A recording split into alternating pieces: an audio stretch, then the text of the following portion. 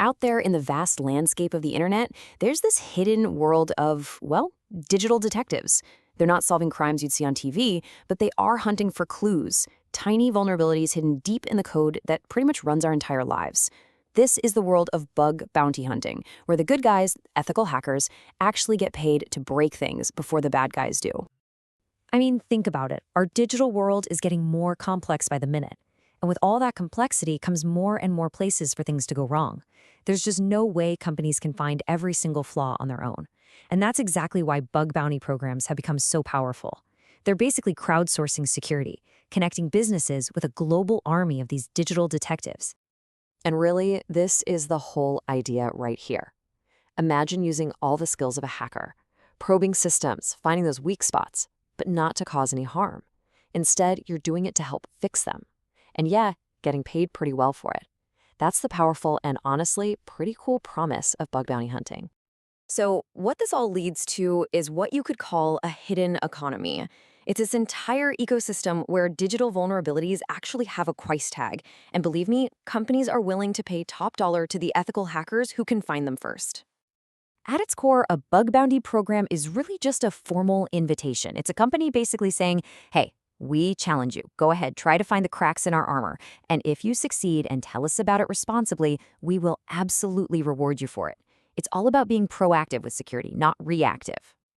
And this brings us to a really crucial distinction. You have the malicious hacker who exploits these flaws for their own gain or just to cause chaos. But then you have the ethical hacker or digital detective who uses the exact same skills, but with a totally different motive to find the flaws, report them, and ultimately make the system stronger for every single one of us. So how do these companies and all these detectives find each other? Well, they meet up in these huge digital marketplaces. Platforms like HackerOne, BugCrowd, and the others you see here, they act as the trusted go-betweens. They manage the programs, they set the rules, they handle the payments, and they create this structured, safe environment for the whole hidden economy to just thrive. Okay, so let's say you're interested, but hold on. You don't just jump in and start, hacking. A successful hunt, just like any good detective story, starts with some really meticulous preparation. This isn't just about raw skill, it's about having a solid strategy. So what's actually in a digital detective's case file before they even start a hunt? Look, success in this field is almost never about luck. It's about a methodical preparation process that involves a few critical, absolutely non-negotiable steps. It all kicks off with the rules of engagement. Every single program has what's called a scope document. This tells you what's fair game and, more importantly, what's off limits. This is basically your legal safe harbor. Then you do your homework. You research the target, learning everything you can about their systems. Only then do you start putting together your toolkit for this specific job. The first phase is pure reconnaissance. Seriously, just like a detective canvassing a neighborhood, you use tools like Maltego to gather every bit of publicly available info on your target. You're looking for digital footprints, connections. You're basically building a super detailed map of the territory before you even think about stepping inside. Now, for web applications, a tool like Burp Suite is absolutely essential. The best way to think of it is like a powerful magnifying glass for all your internet traffic. It lets you intercept and inspect everything, and I mean everything that's flowing between your computer and the company's server, letting you spot those hidden clues and weaknesses in the data itself. And finally, once you find a promising lead, you gotta prove it. Tools like Metasploit let you safely demonstrate exactly how a vulnerability could be exploited. Now, the goal here isn't to cause any damage, of course. It's to create a compelling proof of concept that shows the company the real risk they're facing. All right, with all that preparation done, the hunt finally begins. This is the active phase. This is where a researcher methodically prods and pokes and tests the target systems, looking for that one single crack, that one logical flaw that everybody else has missed. And the hunt itself follows a really clear path. It starts super broad with reconnaissance, mapping out the entire attack surface. Then it narrows down during vulnerability analysis, where you're actively testing for weaknesses. And it all culminates in exploitation. That's the aha moment, where you ethically prove the flaw is real, and more importantly, that it has an impact. And you know what's interesting? Often, the most valuable bugs aren't some super technical glitch, but what we call business logic flaws. This is where human creativity just blows automated scanners out of the water.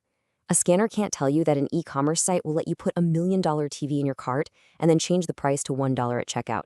But a clever human? You bet they can find that. Finding the bug it's a huge thrill, but it's only half the job. Now comes the hard part. You have to prove your case. A well-written, crystal clear, and detailed report is what separates a truly successful bug hunter from just some person who found a cool glitch. A quality report is your case file, right? It needs a clear structure, a descriptive title, a detailed summary, all good. But the most crucial part is giving clear step-by-step instructions so the company's own engineers can reproduce the bug themselves. This includes a proof of concept, or POC. That's your hard evidence, whether it's a script, a screenshot, or a video that shows the vulnerability in action. And really, the report is the bridge from your discovery to your reward. A clear, professional report lets the company validate the bug fast. And that not only gets you paid faster, but it builds your reputation in the community, which can lead to invites for more exclusive and much higher paying private programs. And while, yeah, the financial rewards can be absolutely life-changing, the real value of being a digital detective goes so much deeper. It's about mastering a craft, building a rock-solid reputation, and having a real, measurable, positive impact on the world.